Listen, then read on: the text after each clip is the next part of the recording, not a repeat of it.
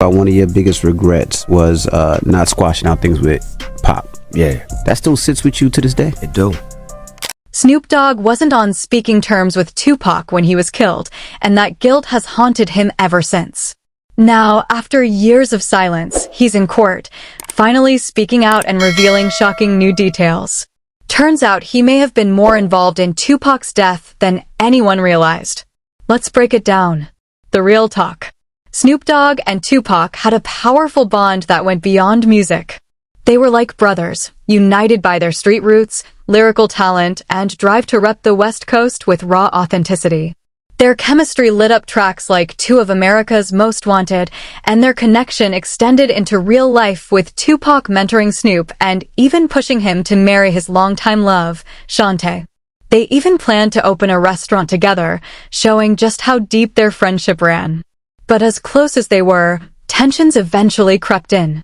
The East Coast-West Coast beef wasn't just rap drama. It was deadly serious. Tupac, still angry and suspicious after his 1994 shooting, began demanding absolute loyalty. Meanwhile, Snoop tried to stay neutral, publicly showing respect for East Coast artists like Biggie and Puff Daddy. Tupac saw this as a betrayal, and that crack in their brotherhood Pac just runs in my room. I'm like, man, what's up? He like, you got a radio? You know, he all pumped up. He cut the radio on, and we listened to Snoop on the radio. The betrayal Tupac felt was real deep and personal, man. This wasn't just about business or artistic differences. This was about loyalty, about family, about them unwritten street codes that governed their whole world. Knight kept breaking it down, describing how Tupac felt that he had put everybody on death row and made sure they was on my album, only to have Snoop seemingly turn his back when things got real. But the most shocking part comes from what happened next. According to Knight's testimony, the confrontation between Tupac. So when we got, downstairs, Pac took off on Snoop. Pac ran up on him, did what he did. Snoop ran this way, Pac running behind him. I stopped it. We ain't finna be doing all this in New York, making us all look like we some idiots. I said, The picture Knight paints is straight devastating. Two homies, two brothers reduced to throwing hands over questions of loyalty and betrayal. But it gets worse. Real talk. Knight reveals that Snoop refused to ride with Tupac on their flight back home, instead choosing to ride in the van with the luggage, which was straight disrespectful and showed how far their relationship had fallen. This is where the story takes its most tragic turn because just days after this whole situation, Tupac would get gunned down in Vegas and Snoop's absence from that fateful night would become one of the most talked about details in hip-hop history. Warren G. Dunn said that Snoop's last-minute visit to his crib prevented Snoop from being in the whip during Tupac's fatal drive-by, a twist of fate that some see as just coincidence and others view with mad suspicion. Now, let's fast forward to that hospital room where the dying Tupac was hooked up to machines fighting for his life. This is where Snoop's story becomes not just complicated, but potentially explosive in its implications for everything we thought we knew about Tupac's final days. Snoop has repeatedly claimed in interviews, including a detailed 2020. Right after I heard Tupac got shot, and I was so weak, I damn near fell over. I immediately flew to Vegas, and I walked in the room, and I seen him laid out on the bed with all kind of tubes. I immediately flew to Vegas, and I walked in the room, and I seen him laid out on the bed with all kind of tubes in. It's a beautiful story, one that speaks to the power of forgiveness and the strength of brotherhood even when death is knocking at the door. Snoop has described passing out upon seeing Tupac on life support and the emotional impact of their final moments together. But here's where things get real problematic. Suge Knight is calling this whole narrative straight cap. In recent prison interviews, Knight has flatly denied that Snoop ever stepped foot in that hospital, painting a complete... So, Snoop didn't go nowhere near the hospital. So when it happened, as you know, for some strange reason, but now we know the real reason, Snoop did not attend the fight with us or the club, the after party at Club 662. And what's so crazy about that, we thought it was strange that he wasn't there. This is the first one he didn't attend. Suge Knight's claims go beyond just questioning Snoop Dogg's absence during Tupac's final days. He suggests Snoop may have had advanced knowledge of the shooting that ultimately killed Tupac. Knight says he tried calling Snoop multiple times after the shooting, urging him to come to Vegas, but Snoop gave evasive responses. The most explosive part of Knight's story is what happened when Snoop finally did show up, not at the hospital, but at Knight's place. There, he reportedly spoke with Tupac. And then Tupac's mother was there, the fan. She was like, yeah, I know you should want to see him. He told her, he was like, well, look, Tupac hates me right now. He mad at me. The conversation Knight describes paints Snoop as a man consumed by guilt and fear, someone who knew that his relationship with Tupac had gotten so bad that even a deathbed visit might not be welcome. But, you know, we all do that with our mothers. So she said, well, he was mad at me too, but that's my son, I'm there. And if he hates you, you still supposed to go and do the right thing and go visit him, right? So as we start talking, Snoop just start crying and fell down and start throwing up, like literally throwing up, right? So we looking at him like, damn, what happened to this dude? Knight's description of Snoop's physical reaction, crying and throwing up, suggests a level of emotional distress that goes way beyond normal grief. It's the reaction of someone who might be carrying a terrible burden of guilt or knowledge about what had happened to his former homie. The implications are crazy. Real talk. If Knight's account is accurate, then Snoop never actually visited Tupac in the hospital, despite his repeated claims to the contrary. The emotional story of reconciliation, the touching moment with Shakur, the whispered words of love and encouragement, all of it would be complete fiction. A carefully constructed narrative designed to mask whatever really happened during those crucial final days. But Knight's revelations don't stop there. In recent interviews, he's made even more explosive claims about Snoop's behavior after Tupac's death, allegations that suggest a pattern of deception and possibly even complicity that extends way beyond a simple hospital visit. But instead of just saying less, since I've been in here, Snoop and other people been having people trying to bail the guy out, Keefy D, because he's talking too much, raising them trying to do stuff for Puffy because they say he's talking too much. Suge Knight portrays Tupac's murder as part of a larger conspiracy involving major figures in hip-hop, with Snoop Dogg allegedly at the center. Despite presenting himself for years as Tupac's loyal friend, Knight claims Snoop was actually protecting himself and others by hiding key truths about the killing. Snoop has brushed off these accusations, blaming them on Knight's jealousy after he acquired Death Row Records in 2022. But the specificity and seriousness of Knight's claims have sparked renewed scrutiny, making it harder to dismiss them without a closer look. The conspiracy exposed. At the center of this explosive revelation is Dwayne Keefe D. Davis, a 60-year-old former shot caller whose arrest in September 2023 sent shockwaves through the hip-hop community and beyond. But it's not just what Keefe D has revealed about the murder itself that's causing such upheaval. It's what his testimony suggests about the involvement of some of hip-hop's most iconic figures, including the man who has long portrayed himself as Tupac's grieving homie, Snoop Dogg.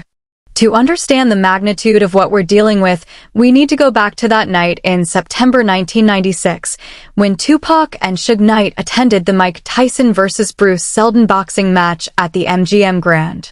What happened in the hours that followed would not only claim the life of one of rap's greatest talents, but would also set in motion a cover-up that has persisted for nearly 3 decades. Real talk. The MGM Grand lobby assault on Orlando Baby Lane Anderson, caught on tape, was the trigger for Tupac's fatal shooting. But behind that moment was a web of gang rivalries and tensions that had been brewing for months, setting the stage for deadly retaliation. Orlando Anderson, only 23, was more than a gang member. He was the nephew of Dwayne Keefe D.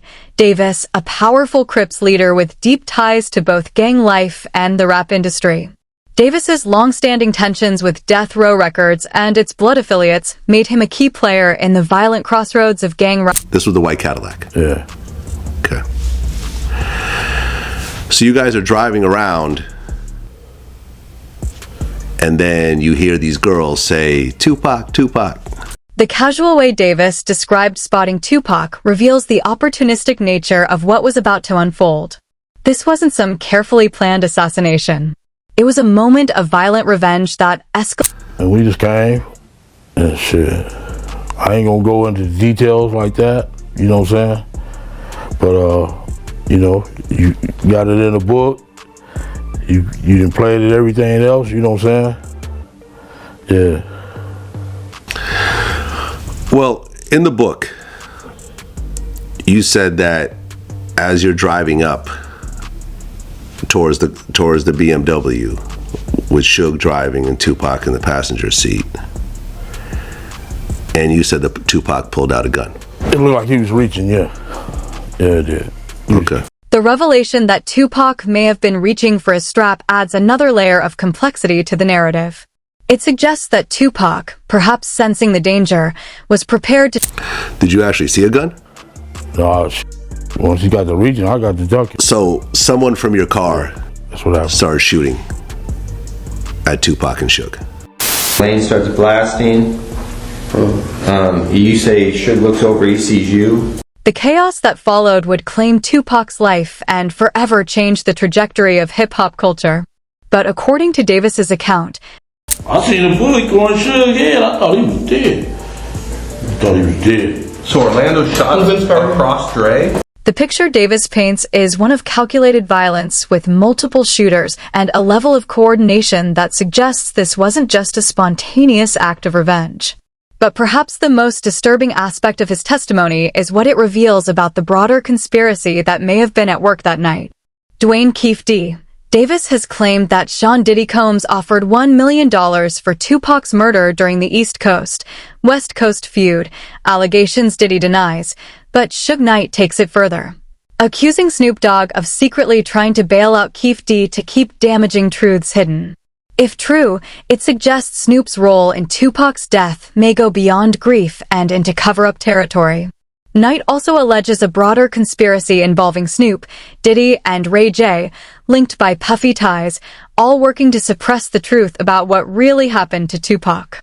If these claims are accurate, the murder wasn't just gang retaliation, it was part of a coordinated industry cover-up. The timeline of events becomes even more Your security. That can't go. Security like, all right, well, come on with us, dog. I'm like, nah. I'm gonna stay down.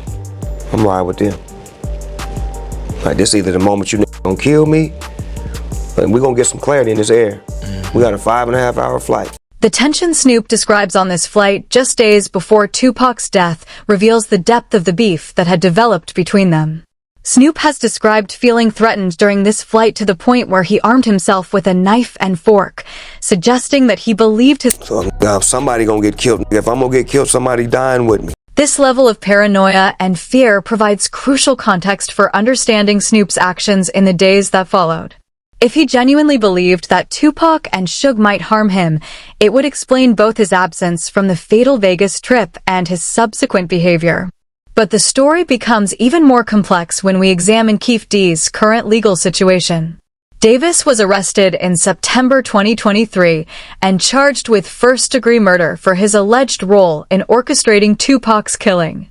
His trial, originally scheduled for March 2025, has been delayed multiple times, with his legal team arguing that they need more time to review evidence and interview witnesses. Davis has pleaded not guilty and maintains his innocence despite his previous admissions in police interviews and his memoir. In a March 2025 jailhouse interview, he claimed that his prior statements were made under duress and that there's no physical evidence linking him to the crime. But perhaps the most intriguing aspect of the current... So, arresting Keefe D after all this time for his role or his not role in, the death of Tupac, pointless to me, because the person that killed Tupac got murdered. Yeah, and if you're from Compton or you're from LA and you're as deep in the streets as I am, then you know what's up. The casual way figures like the game discuss the Orlando story reveals how well-known certain details of the murder have been within hip-hop circles for decades. This raises uncomfortable questions about who knew what and when, and why it has taken nearly... Who killed Tupac, who killed Biggie is no mystery to live in LA, man. Biggie, I don't know. We gonna keep you in the not know, and you can keep me in the not know. That's fine. I'm okay with that. But the Tupac story, I've known for a good 15 years. Yeah. And, listen, I did the interview with Keefe that basically laid out the whole story. The suggestion that the truth about Tupac's murder has been an open secret within certain circles for years raises disturbing questions about why justice has been so long delayed. It also suggests that there may be powerful forces at work to keep certain information from becoming public. Adding fuel to the fire, Snoop's 1993 murder arrest record was sealed in early 2024, just months after Keefe D's arrest, raising serious suspicions. When seen together, these pieces point to a long-running cover-up. If Suge Knight's claims hold weight, Snoop may not just be hiding the truth. He may have played a role in keeping it buried. And while the public is just catching on, the streets have whispered these suspicions for years, silenced only by fear and loyalty. Now with Keefe D facing life in prison and Suge Knight spilling all the tea from behind bars, that carefully constructed wall of silence is starting to crumble. The question ain't whether the truth will come out anymore. It's whether those responsible will finally be held accountable for their actions, and whether the hip-hop community will be able to deal with the reality that some of its most beloved figures may have been complicit in one of its greatest tragedies. The final chapter of Tupac's murder saga is unfolding not on stage, but in courtrooms and prison interviews where long-buried truths are finally surfacing. Dwayne Keefe D. Davis's upcoming 2026 trial marks a critical turning point, offering the first real chance for the events of September 7, 1996 to be examined under oath. As revelations threaten to shatter decades-old reputations, the real drama lies not just in court, but in prison calls, interviews, and behind-the-scenes efforts to contain a truth that's rapidly slipping out of control. Keefe D's own statements from custody reveal the extent to which powerful figures may have been working behind the scenes to influence his case. His complaints about his health deteriorating due to prison conditions, his claims that his previous confessions were made under duress, and his allegations about industry figures trying to bail him out all point to a case that extends way beyond simple gang retaliation. The psychological profile that emerges from Knight's descriptions of Snoop's behavior, the crying, the throwing up, the false promises about naming a child after Tupac, paints a picture of a man consumed by guilt over his actions. This isn't the behavior of someone who simply failed to prevent a tragedy. It's the behavior of someone who knows they bear responsibility for causing it. Snoop's response to these allegations has been characteristically dismissive, attributing Knight's claims to— Yeah, That still sits with you to this day? it do. It do, because he was really my friend. And, you guys, sometimes motherfuckers be talking like they don't really know, but that was my friend and he was, like, dear to me.